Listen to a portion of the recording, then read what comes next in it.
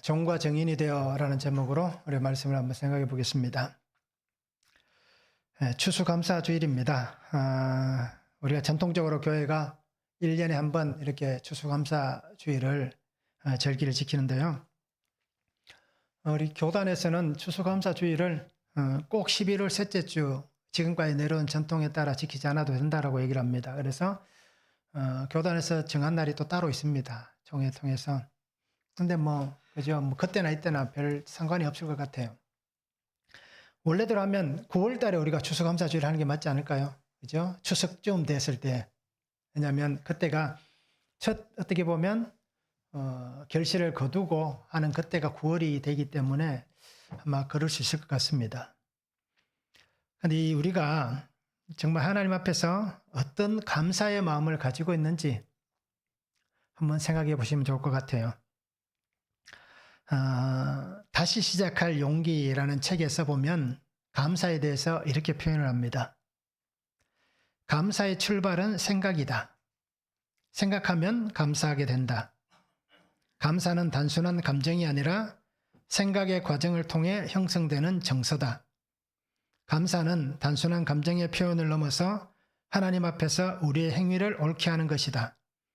감사는 하나님의 백성이 마땅히 가져야 할 삶의 자세다. 라고 이렇게 얘기를 하고 있습니다. 그래서 우리는 어떤 감사의 생각을 가지고 있는가라는 겁니다. 생각을 먼저 해야 되겠죠. 그죠? 그리고 또 그것이 그리스도인들에게 있어서 의무가 되지 않았으면 좋겠습니다. 감사는 성도의 의무다. 그죠? 그렇게 얘기하면 어떻습니까? 헌금도 의무가 될 수 있는 거예요. 그래서 우리가 살아가면서 이것이 내가 해야 될 삶의 어떤 자세이지, 우리가 신앙의 고백이고 신앙의 자세이지, 이것이 우리가 의무가 되어서 그것이 우리에게 올무가 되는. 그래서 우리가 마음에 아마 그런 생각들이 있을 거야. 내가 헌금을 하는데 내가 그래도 이렇게 해야 되는데 이렇게 못해서 하는 마음이 있을 수도 있습니다. 자, 그런 마음을 가지는 것은 좋아요. 근데 그것이 우리에게 의무가 되고 올무가 되면 안 된다는 겁니다. 결국 이 얘기는 어떤 얘기입니까? 하나님께 내게 주신 은혜에 감사해서 그렇게 기쁨과 감사함으로 시편 116편 12절 말씀같이 이제 내게 주신 모든 은혜를 내가 무엇으로 보답할 거라는 이 마음으로 하나님 앞에 감사를 하고 헌물을 드리고 그렇게 살아가는 것이지, 그것이 정말 내가 예수를 믿기 때문에 어쩔 수 없이 해야 된다. 그죠? 이렇게 하면 안 되는 거예요. 그러면 평생을 우리가 하나님 앞에 물질을 드리고 시간을 드리고 삶을 드려도 남는 게 없을 겁니다.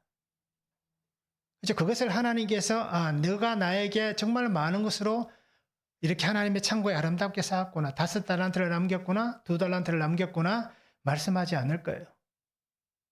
그리고 우리 성도님들이 또 그런다고 해서 또 너무 또 그것에만 생각을 해가지고 그러면 그래 마음 편하게 살자, 또 이렇게 너무 또 그렇게 하지 않기를 바랍니다.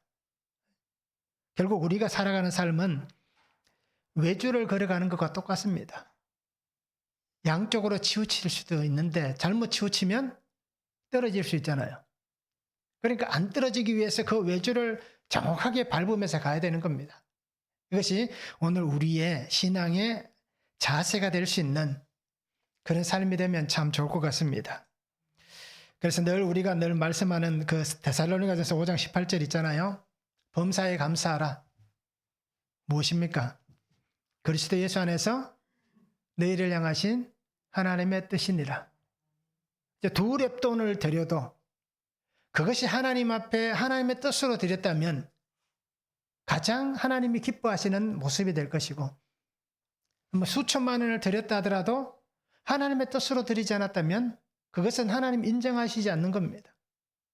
예수님께서 그 헌금함에 앞에 앉아 계시면서 헌금하는 사람들을 다 지켜봤잖아요. 그러면 사람들이 각색의 모습으로 와서 그 헌금함에 그저 헌금을 했을 겁니다. 그런데 예수님의 칭찬을 들은 사람은 가난한 여인 한 사람밖에 없는 겁니다. 그의 생활비 전부를 드렸다. 그래서 그 마음과 그 삶의 자세로, 그 신앙의 자세로 드려진 그 모습을 주님이 칭찬하셨습니다. 그래서 오늘 우리가 한 해를 돌아보시면서 감사할 수 있기를 원하고요.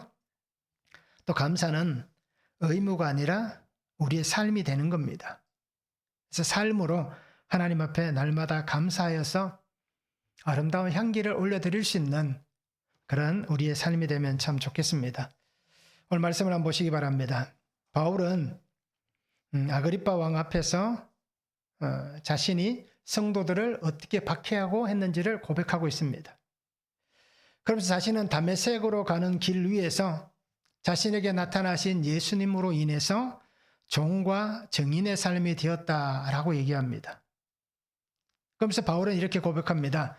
하늘에서 보이신 것을 거스르지 않았다. 그래서 나는 예수 그리스도의 고난과 부활을 증언하는 사람이다. 라고 그렇게 고백을 하고 있습니다. 자, 종과 증인의 삶을 살려면 어떻게 해야 되느냐? 첫 번째는 예수님의 이름을 대적했다는 죄 고백이 있어야 됩니다. 8절에서 12절입니다. 당신들은 하나님이 죽은 사람을 살리심을 어찌하여 못 믿을 것을 여기나이까? 나도 나사렛 예수의 이름을 대적하여 많은 일을 행하여 야 될 줄 스스로 생각하고 예루살렘에서 이런 일을 행하여 대제사장들에게서 고난을 받아가지고 많은 성도를 옥에 가두며 또 죽일 때에 내가 찬성 투표를 하였고 또 모든 회당에서 여러 번 형벌하여 강제로 모독하는 말을 하게 하고 그들에 대하여 심히 격분하여 외국 성에까지 가서 박해하였고 그 일로 대제사장들의 고난과 위임을 받고 다메섹으로 갔나이다 라고 말씀합니다. 자, 아그리빠 왕 앞에서 자신이 지나왔던 시간들을 그렇게 고백합니다. 우리가 22장에서도 그렇게 바울이 벨릭스 앞에서 얘기하는 것을 보여줍니다. 자, 그리고 똑같이 베스도를 통하여서 아그리빠 왕 앞에서 그렇게 바울이 자신의 지난 시간들을 고백하고 있습니다. 그러면서 이렇게 얘기합니다. 죽은 사람이 다시 살아난다. 특별히 그 자리에 유대인들이 많이 있잖아요. 그래서 얘기를 합니다. 죽은 사람이 다시 살아난다. 왜 믿지 못하느냐라고 얘기합니다. 그러면서 자신을 정확하게 얘기합니다. 나도 전에는 믿지 못했다라고 얘기합니다. 그런데 부활하신 예수님께서 나를 찾아오신 그 은혜의 사건을 통해서 나는 예수님의 살아나심을 부활을 믿게 되었다. 그래서 나는 부활을 믿는 삶이고 지금 부활을 증언하는 삶이 되었다라고 얘기하고 있습니다. 그래서 바울은 분명히 내가 이렇게 살았습니다. 나는 이런 사람이었습니다. 라는 것을 고백하는 거예요. 그래서 오늘 성경에 나와 있듯이 분명하게 자신이 어떤 일을 했는지를 얘기합니다. 나는 예수님을 대적하는 사람이었다라고 얘기합니다. 그래서 나는 예수님을 대적했다. 그러면서 어떻게든 예수 믿는 사람들을 잡기 위해서 내가 얼마나 가진 방법을 다 사용했는지 여기 있는 사람들이 다 알 것이다 라고 얘기하는 거예요. 대제사장에게 고난을 받았다라고 얘기합니다. 그래서 성도들을 잡아서 옥에도 가두었고 또 죽일 때에 찬성 투표를 하였다. 이 죽일 때에 찬성 투표를 했다는 것은 스데반의 얘기를 하고 있는 겁니다. 그래서 이 모든 일들을 바울은 지금까지 내가 스스로 결정했다라고 얘기합니다. 이렇게 하는 일들, 예수님을 대적하고 잡고 죽이고 사람들을 힘들게 만들었던 이 모든 일들을 나는 스스로 결정해서 이 일을 했다. 그래서 나는 하나님을 대적하는 자였다라고 얘기합니다. 그래서 바울은 빌립보서 3장 6절에서도 말씀하듯이 열심으로는 교회를 박해하고 율법의 의로는 흠이 없는 자라. 그죠? 자신을 정확하게 얘기하는 거예요. 내가 얼마나 열심히 있었는지 얘기합니다. 율법을 통해서 나를 보아도 나는 흠이 없다라고 얘기할 만큼 오늘 얘기하면 뭡니까? 완벽한, 그죠? 엄마 친구 아들인 겁니다. 그만큼 이 바울은 완벽한 사람이었던 겁니다. 그래서 바울은 그렇게 얘기합니다. 나는 그게 옳은 것인 줄 알았다. 이렇게 사는 것이 나는 바른 방법인 줄 알았다. 내가 이렇게 열심히 하는 것, 이 모든 것을 통해서 이 악한 자들, 그죠? 하나님의 율법을 떠나 있고 하나님께서 말씀하신 것이 아닌 이런 삶을 사는 사람들을 잡아서 죽이고 소멸시키는 것, 이것은 나는 당연한 것인 줄 알았다. 라고 그렇게 얘기를 하고 있습니다. 그러면서 자신이 얼마나 충성을 다했는지 분명히 얘기하고 있는 겁니다. 그래서 바울은 디모데전서 1장 15절에서 말씀하잖아요. 우리가 가끔씩 이 말들을 다들 잘 사용하실 거예요. 나는 죄인 중에 괴수다. 우리도 이런 말을 잘 쓸 겁니다. 오직 인생의 목적이, 바울에게 있어서 목적은 자신이 믿고 있는 그 율법, 그 유대교 안에서 자기는 차기 리더가 되는 겁니다. 그래서 가말리엘 문화에서 수학을 했잖아요. 또 로마 시민권을 가졌잖아요. 또 바리새인 중에 바리새인이라고 자신을 스스로 고백하잖아요. 우리가 늘 그렇게 얘기합니다. 바울 정도의 어떤 지식과 학문을 가진 사람이라면 이때 당시에 성경이라고 얘기하는 율법과 선지서들, 구약성경, 우리가 그냥 구약성경이라 해도 될 만큼 이 부분들을 아마 다 암송하고 있었을 겁니다. 그러니 어느 곳에 가서든지, 그죠? 그 회당에서 말씀 가지고 논쟁을 하고 또 철학자들과 논쟁을 할 때에 자기가 암송하고 있는 그 모든 말씀들을 다 동원하고 예수 그리스도의 그 은혜를 함께 나누면서 함께 그렇게 대화를 나누면 누구도 바울을 이길 만한 사람이 없다라는 겁니다. 자, 그만큼 자기는 흠이 없는 그런 사람이다라고 얘기하는 거예요.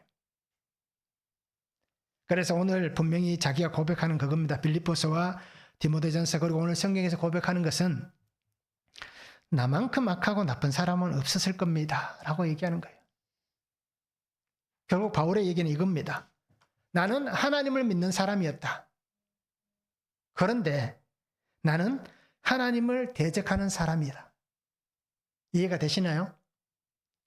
내가 하나님을 믿는 사람인데 내가 하나님을 대적하는 사람이다 라고 얘기를 하고 있는 겁니다. 자, 우리는 이렇게 고백할 수 있습니까?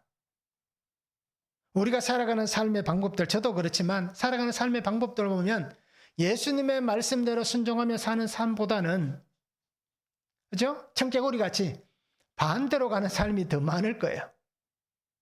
결국 그러면 오늘 바울이 얘기하는 것과 다를 바가 없는 거예요. 나도 하나님을 믿는 사람인데 하나님을 대적하는 사람이다라는 겁니다.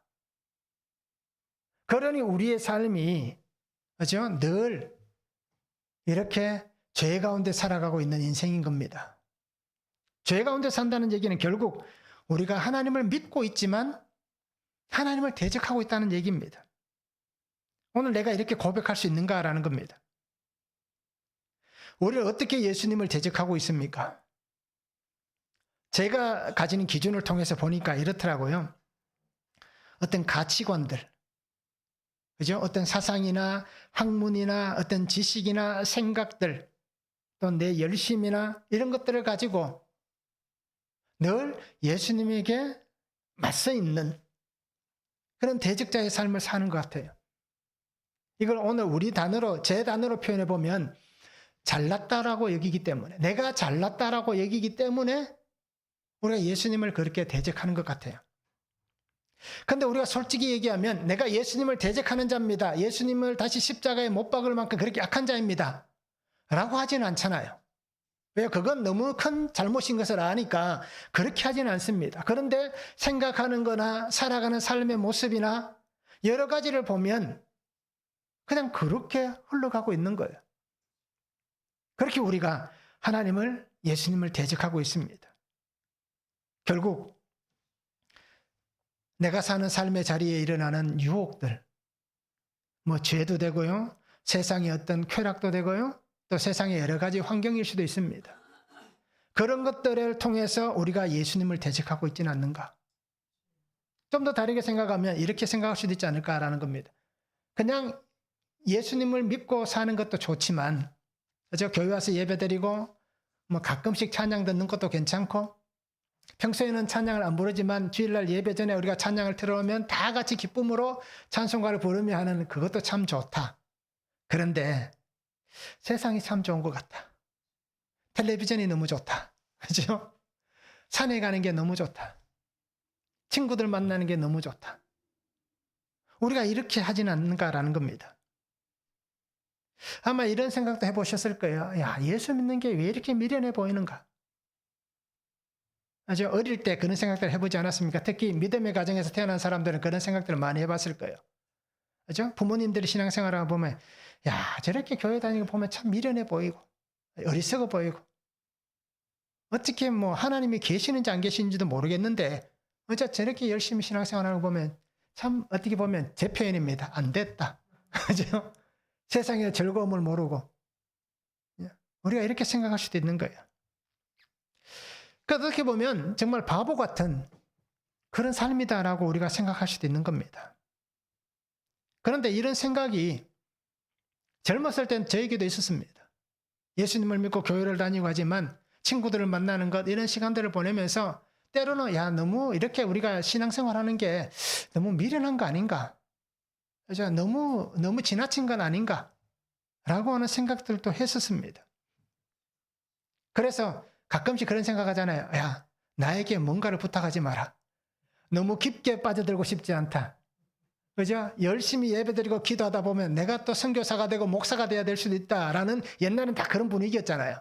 열심히 교회에서 신앙생활하면 꼭 목사가 되라, 선교사가 되라, 그렇게 얘기했습니다.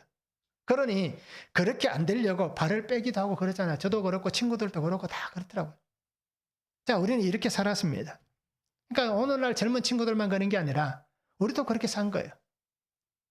그런데 시간이 지나면서 어떻습니까? 그런 나를 주님이 만나 주셨다는 것을 인정하게 되잖아요. 시간이 지나면서. 이것밖에 안 되는 나를 예수님이 만나 주셨고, 그 바울의 고백도 마찬가지잖아요. 이 정도밖에 안 되는 난데 예수님이 나를 만나 주셨기 때문에 내가 예수님을 대적하는 사람이었습니다. 이것이 나의 죄입니다. 라고 고백할 수가 있는 겁니다. 그래서 오늘 우리가 정말 은혜가 뭔지 아시잖아요. 주의 이름을 부르는 자들에게 구원의 은혜를 주셨다는 겁니다. 우리가 어떻게 살아도, 어떤 오물 속에 빠져 있어도 그 자리에서 주의 이름을 부른다면, 그죠? 하나님이 우리를 건져주시고, 그 우물과 같은 그 우물 속에 빠져있던 예레미야를 그저 낡은 줄을 엮어서 건져내듯이 그 은혜 안에 구원의 은혜로 하나님께서 건져주시는 인생이 되게 해주신다는 겁니다.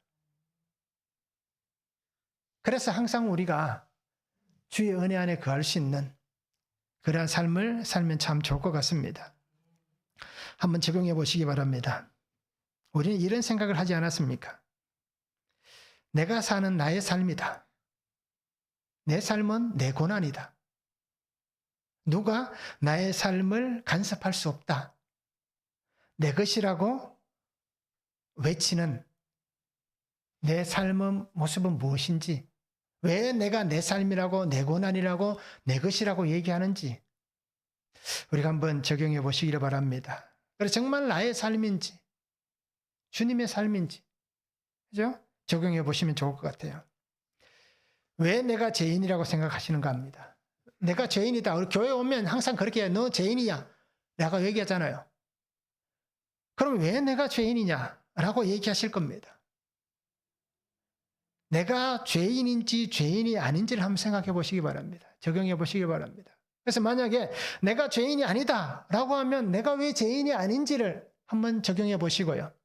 내가 죄인이다 라고 여기면 내가 왜 죄인인지 한번 적용해 보시길 바랍니다.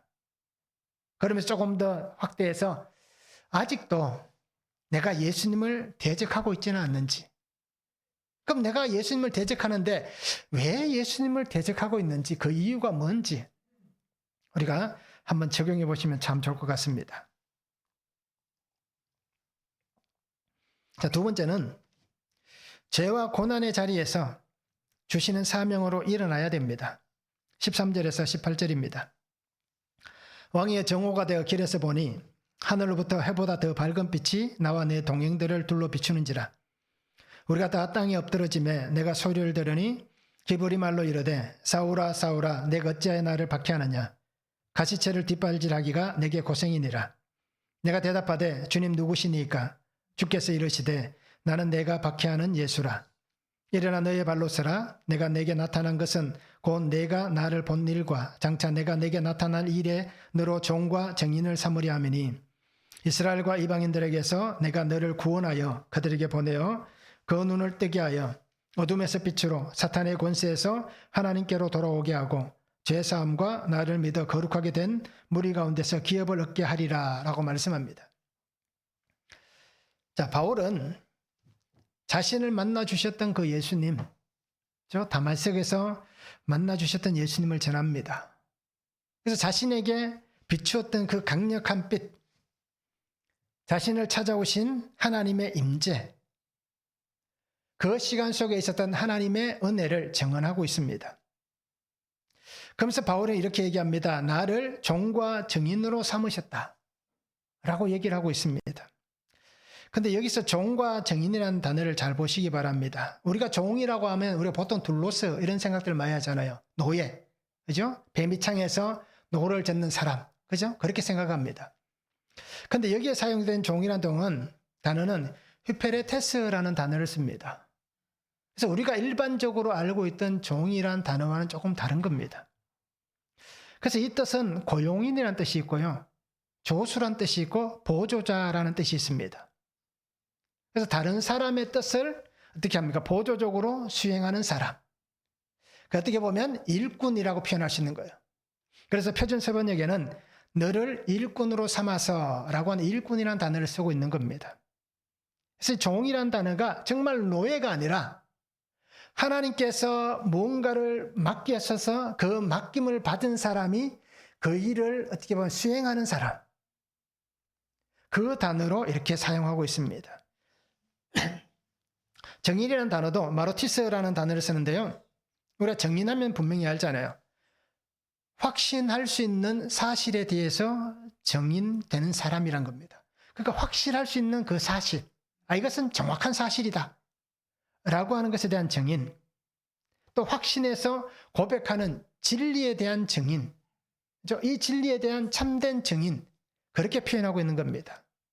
그래서 예수님께서 이렇게 바울을 종과 증인으로 세우셨다라고 하는 것은 하나님께서 보내시는 어떤 수행원, 일꾼으로서 이 땅에서 하나님께서 너를 통해서 이루시고자 하시는 그 일들을 수행할 수 있는 사람, 그렇게 표현을 하고 있는 겁니다. 그래서 바울이 계속해서 그 문제에 대해서 얘기하잖아요. 나를 종과 증인으로 세우셨다. 그리고 그래서 나를 어떻게 하시느냐? 나를 보내서 그들의 눈을 뜨게 하고 어둠에서 빛으로 옮기게 하고 사탄의 권세에서 하나님께 돌아오게 하고 죄사함과 나를 믿어 거룩하게 된 무리 가운데서 기업을 얻게 하기 위해서 하나님이 나를 예수 그리스도의 종으로 예수 그리스도의 증인으로 보냈다라고 얘기하고 있는 겁니다.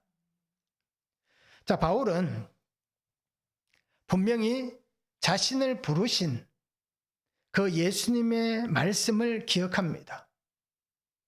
그가 그 강력한 빛에서 어떻게 됩니까? 그냥 땅바닥에 엎드러졌잖아요. 눈은 보이지 않습니다. 그래서 우리가 알듯이 그가 다메섹으로 들어갈 때에 사람들의 손에 이끌려서 들어갔다라고 얘기하고요. 아나니아가 와서 기도해 줄 때까지 3일 동안 보지 못했다라고 얘기를 합니다. 즉 이 얘기는 자기의 힘으로 할 수 있는 것이 아무것도 없는 상황이었습니다. 그런데 바울은 예수님의 말씀을 기억하는 거예요. 오늘 성경이 뭐라고 얘기합니까? 일어나 너의 발로 서라. 예수님께서 그 빛 가운데에서 내게 말씀하셨는데 일어나라. 너의 발로 서라. 라고 얘기하셨다라는 겁니다. 예수님의 말씀은 아주 단호합니다. 바울을 만나신 예수님께서 이렇게 일어나라. 너의 발로 서라. 라고 하는 이 말씀은 바울에게 이 소리로 들린 겁니다. 너는 이제 새 사람이다. 그래서 바울이 편지글을 통해서 또 교회들을 통해서 복음을 전하면서 그죠? 이전 것은 지나갔으니 라고 하는 얘기가 바로 여기에 나오는 겁니다. 너는 이제 새로운 사람이다. 이전에 너는 죽고 새 사람이 되었다라고 얘기합니다. 일어나 너의 발로 서라 라고 하는 것은 너의 생명을 내가 샀다라고 얘기하는 거예요. 값을 지불했다라고 얘기하는 겁니다. 그러면서 아나니아에게 말씀하셨던 것 같이 바울에게 하시는 말씀은 너는 나의 순교자이다 라고 말씀하는 거예요. 그러면서 나는 너에게 새로운 삶을 부여한다라고 말씀하고 있습니다. 자, 그런데 지금 바울은 어떻습니까? 변한 게 아무것도 없습니다. 그냥 땅바닥에 엎드러져 있고요.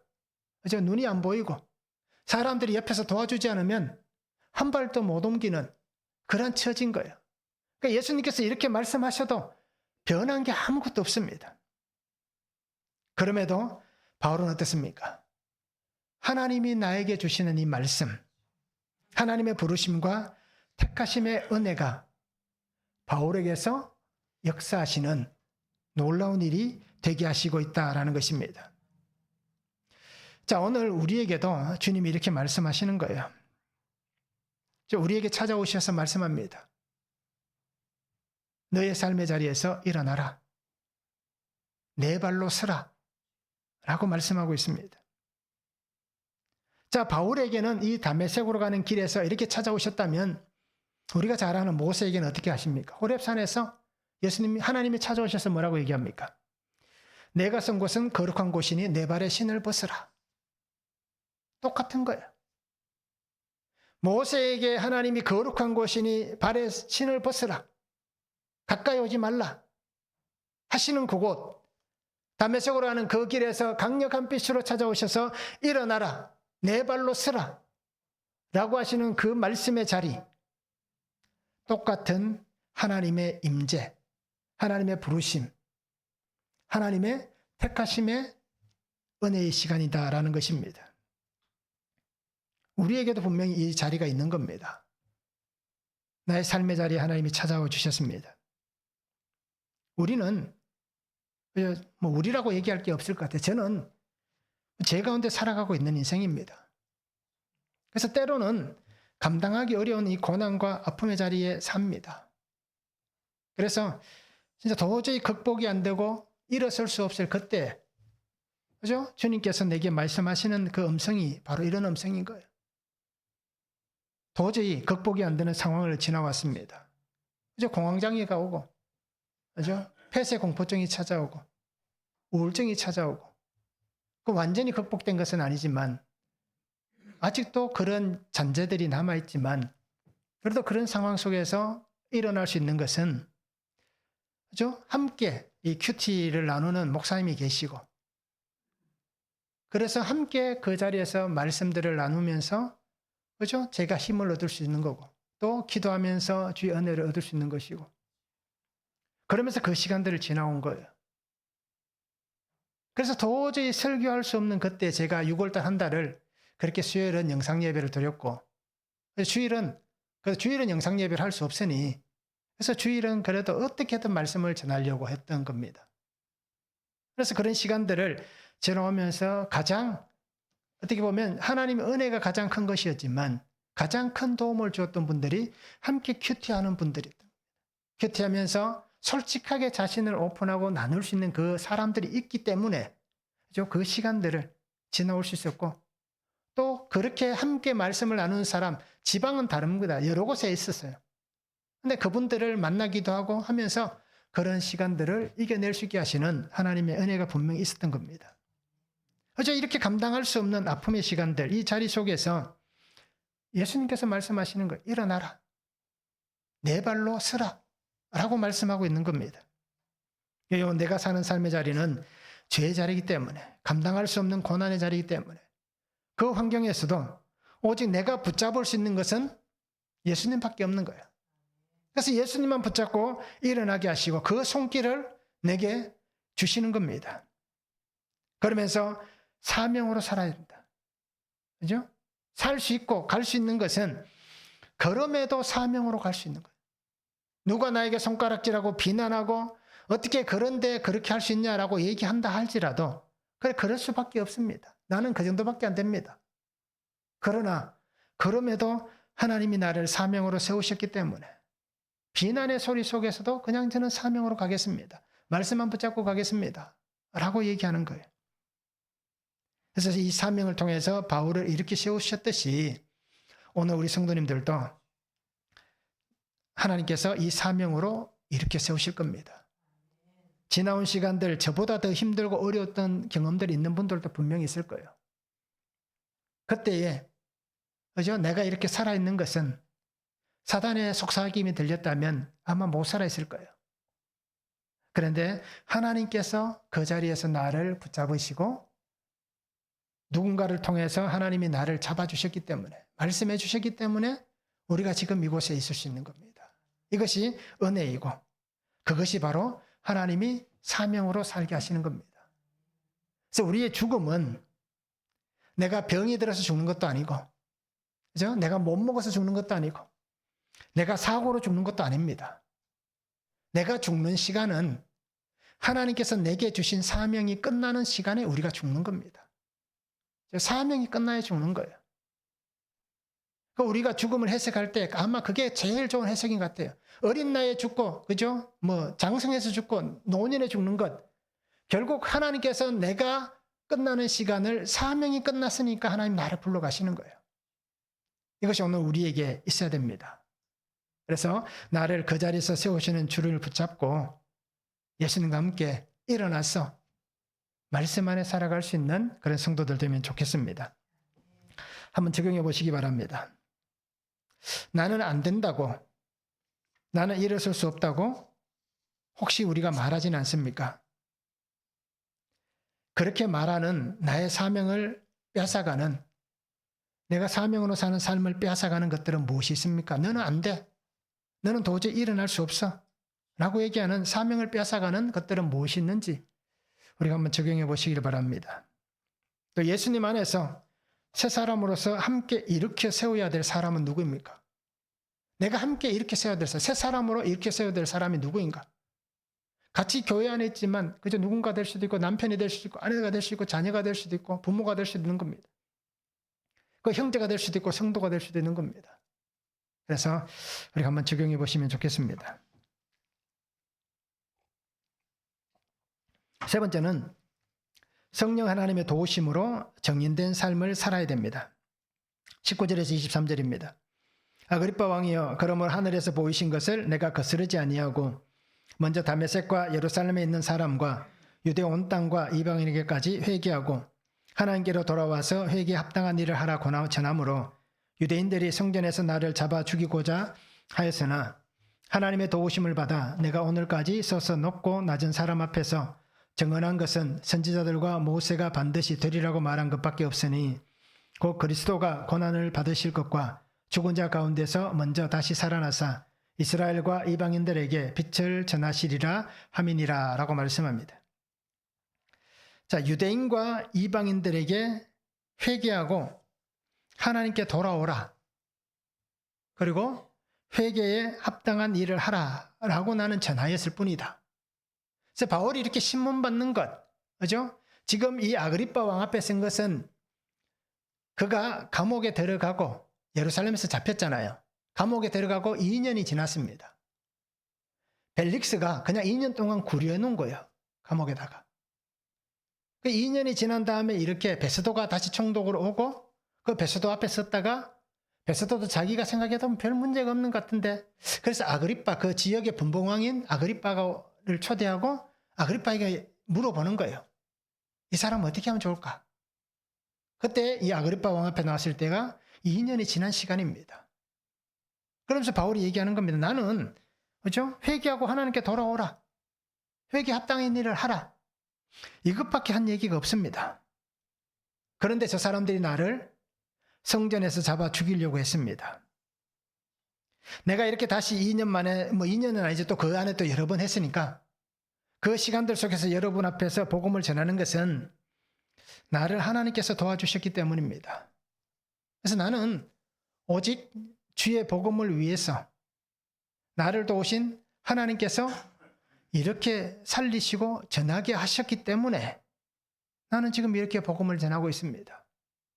바울이 겪었던 사건들 우리가 나열하지 않아도 너무 잘 아는 거예요. 죽음의 고비도 많이 넘겼습니다. 저 고난과 역경의 시간들을 참 많이 지나왔습니다. 다른 건 몰라도 제가 늘 바울을 통해서 생각하면 다른 죽을 고비는 별로 안 와닿는데요.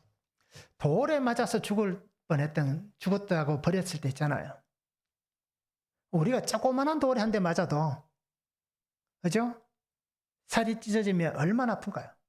근데 그 돌을 온몸에 다 맞아서 얼굴도 아마 성치 않는, 그 온몸이 피투성이가 되고 돌에 맞아서, 그 아픈 돌에 맞아서 차라리 죽었으면 덜 아플 텐데, 살아있으니까 얼마나 아프겠습니까? 그걸 저는 가끔씩 생각해 봅니다. 그러면 저 고난을 당하면서, 야, 바울이 어떤 심정이었을까라는 겁니다. 그런데 그는 그렇게 고백하는 거예요. 그럼에도 하나님이 나를 도와주셨다. 그러게 오늘 우리 성도님들이 바울과 같이 내게 주신 사명, 하나님의 말씀을 거스르지 않기를 바랍니다. 내가 살아있는 이 시간도 하나님의 도우심입니다. 내가 누리는 모든 환경도 하나님의 도우심입니다. 내가 지나왔던 모든 순간도 다 주의 은혜입니다. 어떤 것도 내 힘과 내 노력으로 된 것은 아무것도 없습니다. 그렇잖아요. 우리는 분명히 이런 사람이었습니다. 에베소서 2장 3절에 보면 본질상 진노의 자녀였다라고 얘기합니다. 전에는 우리도 다 그 가운데서 우리 육체의 욕심을 따라 지내며 육체와 마음에 원하는 것을 하여 다른 이들과 같이 본질상 진노의 자녀였더니 라고 얘기하는 거예요. 그러니까 내가 사는 이 모든 삶이 결국 나도 세상 사람들과 다를 것이 없었다라는 겁니다. 다른 게 있다면 뭐가 있습니까? 내가 예수님을 믿는다는 것. 그거 하나 빼고는 다를 것이 전혀 없는 그런 사람이었다라고 얘기하는 거예요. 나를 하나님께서 죄와 허물에서 살려주셨습니다. 죽은 나를 예수님께서 살려주셨습니다. 죄 가운데 빠져서 허덕이고 있는 나를 건져주셨습니다. 쓰나미와 같은 세상의 물결이 나를 뒤집고 그 속에서 꼬르륵거리면서 빠져들어가고, 그죠? 밑에서 물풀이 내 발을 감고 올라가지 못하도록 끌어당기고 있는데, 그런데 예수님께서 그 풀을 자르시고 나를 그 물 속에서 건져주시고 있습니다. 그러면서 내가 너를 사랑한다. 내가 너를 용서한다. 라고 말씀하시는 거예요. 그런 사랑과 은혜, 용서를 받을 만한 자격이 없는데도 불구하고 하나님께서 그렇게 말씀하시는 거예요. 그러면서 우리가 살아가는 삶의 자리에 보혜사를 보내시고, 나를 도우라고 말씀하시고, 내게 힘을 주시고, 내가 살아가는 삶의 길을 열어주시고 있는 겁니다. 그래서 하나님이 나를 여기까지 도우셨습니다. 에베네셀. 하나님이 여기까지 나를 도우셨습니다. 이 고백이 있는 삶이 되면 참 좋겠습니다. 그래서 내가 또다시 죄의 자리로, 악함의 자리로 흘러가지 않도록 나를 지키시고 도우시는 하나님의 은혜가 있는 삶이 되면 좋겠습니다. 자격이 없어도, 쓸만한 도구가 되지 못해도, 우리 표현으로 보면 아무짝에도 쓸모없어도 하나님이 나를 도와주시는 겁니다. 나를 인도해 주시는 겁니다. 그죠? 나를 안아주시는 거예요. 전혀 수고하지 않고 전혀 노력하지 않았음에도 불구하고 나를 안으시고 말씀하시는 게 수고했다 말씀해 주시는 거예요. 잘 살았다. 저는 그 얘기를 꼭 듣고 싶습니다. 저도 그렇게 얘기하고 싶고요. 하나님 그래도 잘 살았지 않습니까? 그죠? 아마 이게 우리 모두의 고백일 겁니다. 하나님 그래도 잘 살았지 않습니까? 믿음으로 살려고 했고 사명으로 살았고 또 하나님 주신 그 은혜로 살았습니다. 그리고 하나님 기뻐하시는 그 일들을 위해서 저 5달란트, 2달란트는 못 받았지만 1달란트 받았지만 그 1달란트를 이렇게 남겼습니다. 그렇게 얘기할 수 있는 우리의 삶이 되면 참 좋겠습니다.